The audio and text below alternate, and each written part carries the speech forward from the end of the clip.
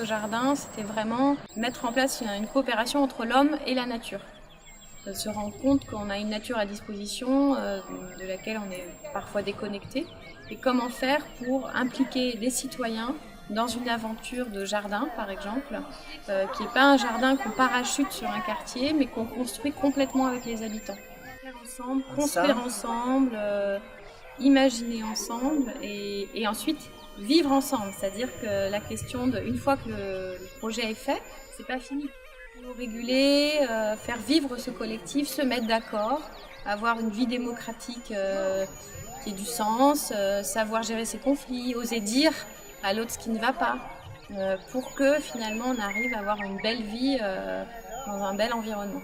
Mais il y a maintenant aussi la question comment on coopère aussi avec la nature. Parce que là, c'était une volonté, surtout la nôtre, de faire comprendre aussi, même dit comme ça, on fait un jardin, est-ce qu'on fait sans un conventionnel, on va dire, ou on fait un accent sur les bio, sur la biodiversité, pour voir comme nous, on se relationne avec la nature. Mais c'est aussi considérer que l'homme n'est pas hors de la nature, mais qu'il fait partie de la nature et qu'on a souvent tendance à considérer que l'homme doit se connecter à la nature alors qu'il est nature tout simplement. Si les gens retrouvent un sens aussi, cultiver, avoir leur lopin de terre, pouvoir être fiers de leur production, mais c'est aussi un sens à être ensemble, à réfléchir ensemble, à se mettre d'accord, un lieu aussi dans un quartier qui est valorisant, qui rend heureux. Voilà. Il y a aussi accompagner des équipes, des groupes, des institutions, des entreprises à mieux vivre, mieux travailler ensemble. Donc ça, c'est cohésion d'équipe, gestion de conflits,